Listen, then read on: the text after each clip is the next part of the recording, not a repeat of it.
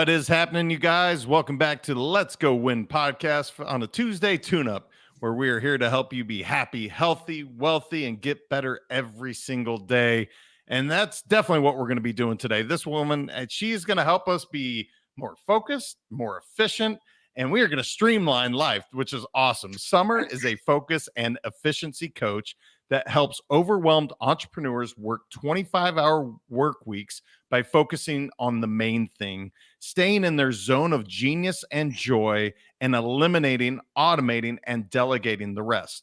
She has more than a decade of experience helping overwhelmed entrepreneurs find their focus, streamline their systems, and scale their business without stress, hustle, or burnout. That all sounds good. Who wants to be burned out, stressed? I think you're in a good field. How you doing, Summer? I'm doing really well. How are you? I'm doing awesome. Like I said, I just got the shoulder replaced, so I'm trying to function with one arm. But outside of that, that's the only efficiency challenge I'm having right now is I'm a one-arm guy right now, and it's not my dominant hand. But yeah, life is good. How did you get into this? Why efficiency? Why was this such a need? I mean, obviously, I would say that most people need help with finding their zone of genius, which is one of my favorite things, finding that main thing. But how did you end up in this world? Well, I think I've always been half visionary, half integrator. In fact, when I took the test, it was 82% visionary, 82% integrator. So I really love the big ideas, but I really love the implementation and small details of the big ideas and the strategy for how to get it done. And so I started as an executive assistant when I was 18. And I quickly moved into really understanding all of the operations and hiring and creating SOPs. And then I just started doing that for one entrepreneur after the next as an executive assistant, then as a marketing director, then head of operations, and just started finding those efficiencies pretty naturally, understanding kind of why people were being bottlenecked and understanding how to focus and funnel a lot of those decisions through really specific focus filters. So intentionality is kind of one of the muscles that I try to exercise a lot, and it seems to be really how you create efficiencies. Well, the word zone of genius, one of my favorite authors, Patrick Lencioni, just wrote a great book, and he uses this terminology frequently. In fact, he says there's 6 working types of genius, 2 of which fill your bucket, 2 of which they don't do much for you, and 2 of which absolutely drain you. And I love it because I've found that to be pretty similar. Even if you're good at something, it doesn't mean that it's lifting you up. So how does one go about really figuring out A, what they're good at, but B, more importantly, what really fills them up, that zone of genius? Because when you do, life is so much easier. Yeah. I do this kind of in a strategic way, but it's also, so it's based on data and it's based on intuition, because I like to really look at what I'm doing from a really holistic way. So what is giving you energy and what's taking it away? And it really does take some intuition and some knowledge about yourself and about looking on the inside, but slowing things down enough, creating spaciousness enough, and giving yourself permission enough to really understand what is filling you up in your business. Looking at the data, looking at all the tasks you're doing, looking at all the projects you've said yes to, what actually fills you up and what actually drains you and makes you dread going to do that task or waking up and going to do some work that day. And it's really a passion of mine to help people who have created this wonderful business. And most of the people who have created a business wanted to create a big impact on people. They're good people helping good people. And them burning out is detrimental. It's taking away this gift from the universe. And I find that it's like my personal responsibility to help people not get burnt out and to help people sustain a business they enjoy through finding that zone of genius and joy. I like to add the two because there is those different buckets of zone of genius. You might be really good at something, but dread doing it. Or it might just drain you or take you off your path or feel misaligned. And so I like to pair those two, zone of genius and joy, because I feel like that is really an indicator of something that's going to light you up and sustain your business. So you mentioned slowing down, and I'm a huge fan of that, whether it's meditation, getting away, putting your phone away. I mean, all of these are healthy habits to slow down, to figure out like, gosh, what's really filling me up. And maybe I'm giving you radical job stability because it's also easier, I think, often from somebody from the outside looking in to be like, you are brilliant at this. And can you see how it lights you up? And I have an example of someone, he was talking about gardening, and we were at a leadership conference. It had nothing to do with it. But I said, Rob, the way you just lit up talking about your tomatoes and gardening, which I have no interest in whatsoever. I said, if you can find that more in your business, it's going to take off. And it clicked for him just like that. He's like, you're right. Mhm. I don't know if it's a question so much as I want to help everybody listening. And obviously having somebody like yourself, Summer, to come in and take a look at what efficiencies you're doing, but to really find that zone of genius, how would you suggest somebody go about doing that if they didn't have you right at their beck and call?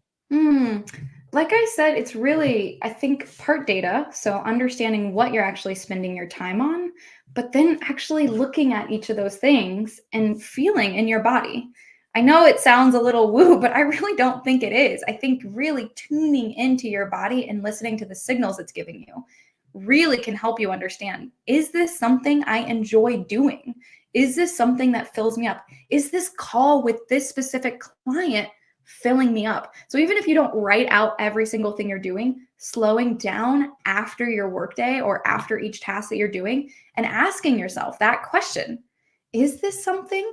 And yes, you can turn outward too. You can ask the people in your mastermind or in your peer group or on a call, or just your husband or your wife or your people on your team, like, when have you seen me light up? When did I light up last?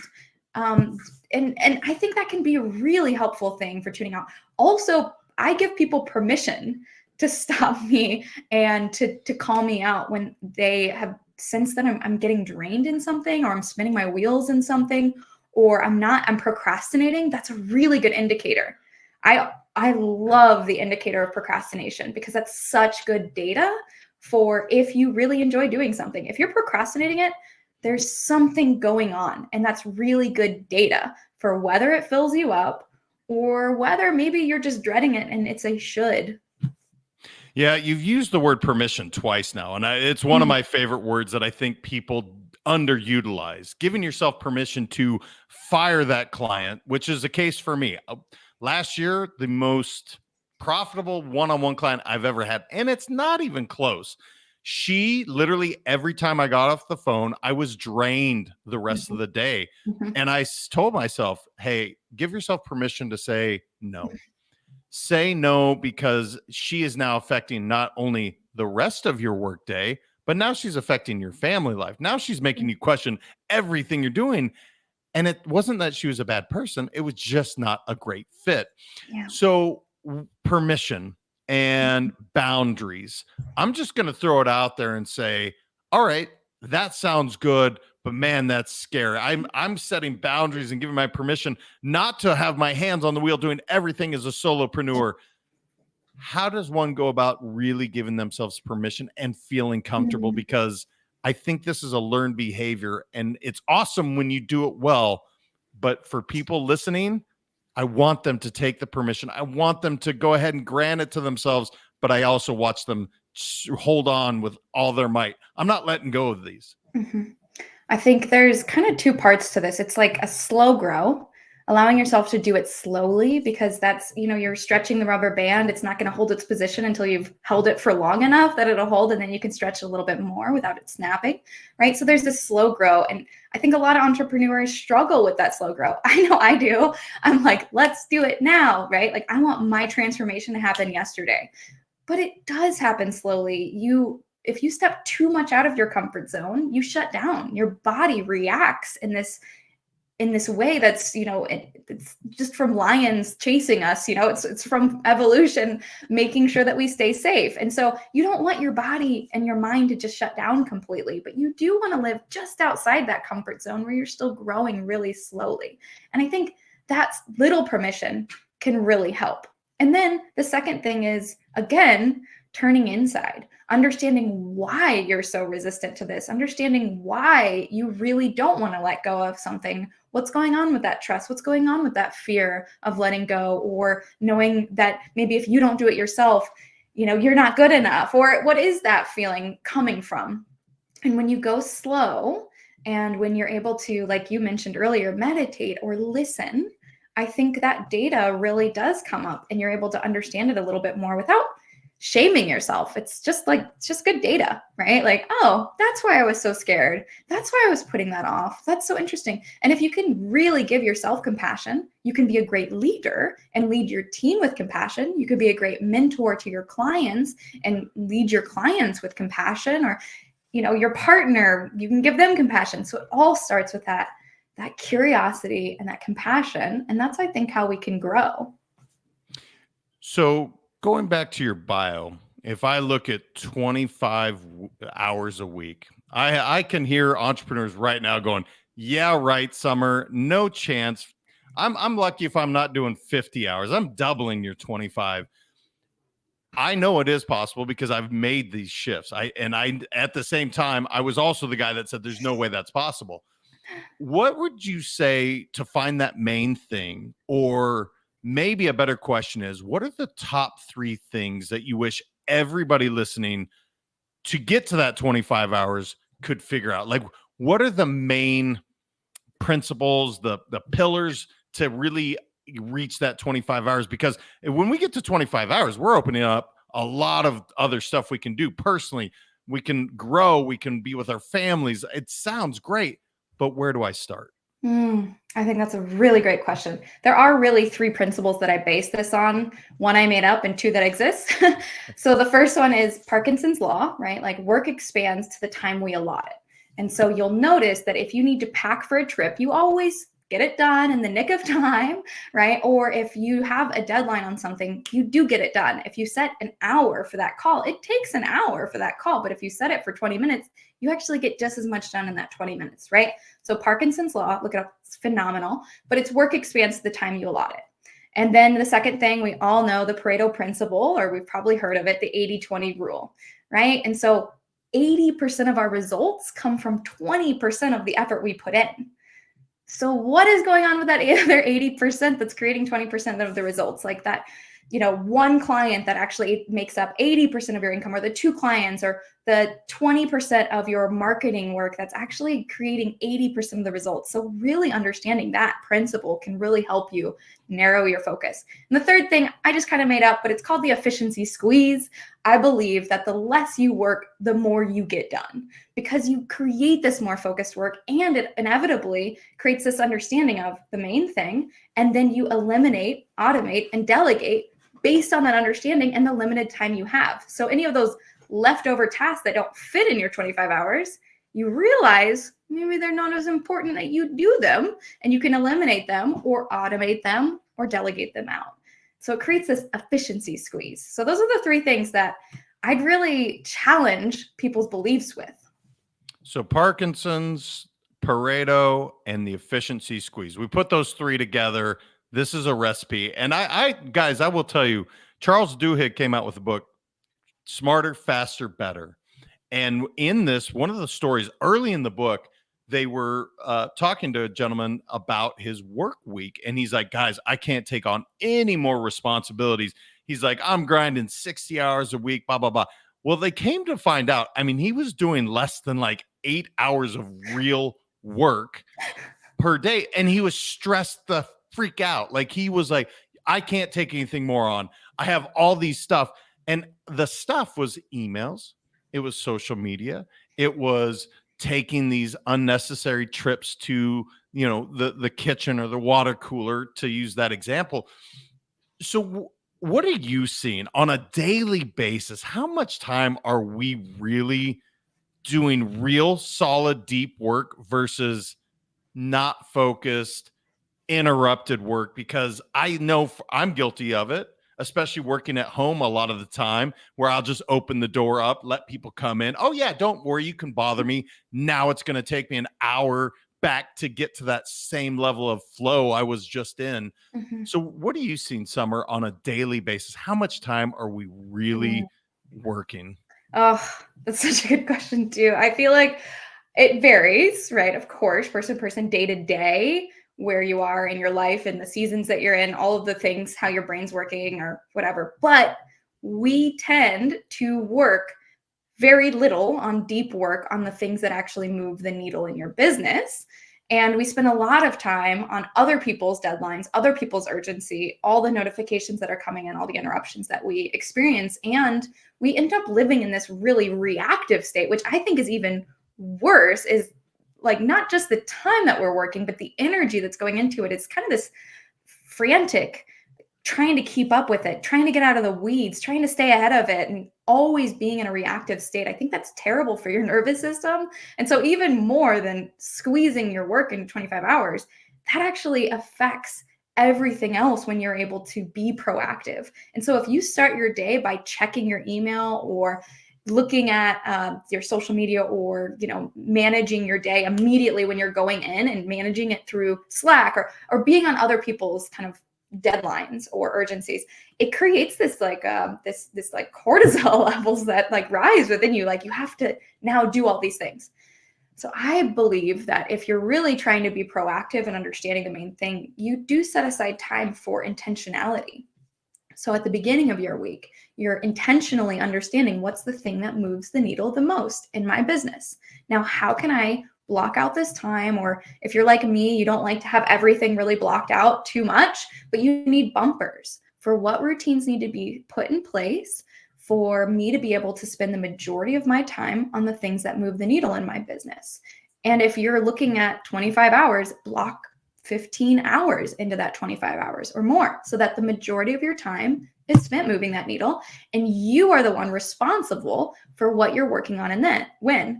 And at the beginning of each day, I really look at what are the tasks I'm working on, what can be eliminated, automated, or delegated, and when am I doing these things, so that my day moves through at my pace. It's not set by somebody else. I don't have notifications on. I don't even bring my phone into my office. I have focus modes on. Like I have location focus modes on. I have time focus modes on. And it's just because I don't want to act in this urgent way on everybody else's deadlines. It doesn't feel good for me. And I don't want to create a business based on reactivity. Yeah, and now the idea of deep work, which that could mean different things for different people. For me, writing books, that was deep work that I needed quiet. And I would literally set specific times, do not open the door. The email is not going open. The phone is definitely nowhere near me, because every time I go to check that email, I go to take a phone call. Trying to get back into that flow is what I call it. And again, I don't know that it's technically flow I'm always getting into, but really the deep work where I am truly focused on that one task. It's not so much that it takes that much time once I'm in it. Like the work flies once you get into that state of flow. It's trying to achieve that. And it's damn near impossible with distractions. I can't do it. So is it literally saying, look, again, permissions, boundaries, don't touch my door from this time to this time. That's sacred time. I don't see enough people do that. What are you seeing out there? Yeah, I think I also wanted to say, not just is it other people's interruptions, but it's you giving yourself permission to interrupt yourself all the time too. And so giving yourself permission to start something new or not finish something new creates deepening grooves in your neural pathways to say, I don't need the discipline to keep doing this thing, right? And so I will say also exercising those muscles of finishing something or going head down on something, even if it's for 5 or 10 minutes when you said you were going to, creates deepening grooves and new habits so that you don't just, interrupt yourself consistently. But yes, also with other people, you do need to be really clear about what you're doing and why, right? Like, so I tell my partner, like, the mornings are mine. It's okay, like in the afternoon to interrupt me. And if there's something really important and urgent, I'm available. I work from home too, but the mornings are mine. right? Those are my time to do deep work. I'm not going to create car appointments during that time or go to the dentist during that time, because I know that if I want to get deep work done, this is my thinking time. Other people, they have different schedules. You need to know yourself, but communicate clearly, because this is the time when I'm going to do my deep work, because this is the time when I'm writing my book, and just hold your ground on that. And when somebody comes up and interrupts, they're not doing it maliciously. You don't need to panic or freak out or, further escalate the situation. But if my partner comes in, I say like, hey babe, I really need this deep work time. I'm really in flow right now, or I'm really distracted. I'm really easily distracted. It would really help if I wasn't interrupted right now. Is there anything important and urgent that you need? And it's just like a consistent reiteration of those. And that helps me be reminded too that I need to be in this deep work. Indistractable is a really great book. He talks about like printing out a sign and saying like, I'm indistractable right now. And my sister made me this hilarious sign. I wish I could just show you right now, but it's on my door. We did a photo shoot once, and it's like this 80s hilarious sign, and it says, please be quiet and respectful. I'm on a call. And I just put that on my door whenever I'm on a call, and it looks hilarious, but also it tells somebody like, I'm busy. Right. And so the signs can also set your boundaries for you. I also, like I said, I create focus modes. So like I let automations do that for me. Instagram now has quiet time, where you can actually set the times when you receive message notifications, and other people know that you're in quiet time. Right. I let my clients know I don't respond in the afternoon. And so like I just set these boundaries all the time so that I feel more comfortable within them. But also it helps me live my business and create my business in flow. Yeah, no, I love it. And I've said before, discipline equals freedom. Yeah. And it's like you said, you don't need it to be so time blocked down to the minute. But when you're disciplined to, like you said, hey, partner, like morning time, which is my time too. I'm like, hey, I can deal with negativity anytime after like basically 11 o'clock. From 5 to 11 in the morning, that's like Jam's Zen time. And we don't mess with that, okay? Unless it's urgent, of course. Summer, I love this. I don't think people talk enough about this. I'm a geek. I read about this stuff, and I mean that in a positive way. At least I think it's fascinating. I do too. If somebody wanted to learn how to be more efficient, wanted to work with you, where's the best place for them to connect with you online? Yeah, so I have a website, thetimerich.com, and on there is a newsletter you can sign up for. It's a weekly implement this newsletter, and I just give you efficiency tips every single week that you can implement right then and there. And if it's not the right time in your business to implement them, throw it away. So that's just something that I kind of give as a gift to people. You can also follow me on Instagram to have more, relationship building behind the scenes. I'm on there as well. And I'm also just happy to be a resource for you. I love conversations. It is where my zone of joy and genius is, in relationship building. And so you can send me an email, summer@thetimerich.com. Awesome. Well, Summer, I think this is not talked about enough. This is valuable what you're providing. And the fact that it's your zone of genius, it's not everyone's. So reach out to Summer, connect with her. Thank you for being here. You were awesome. Oh, thank you. Absolutely my pleasure.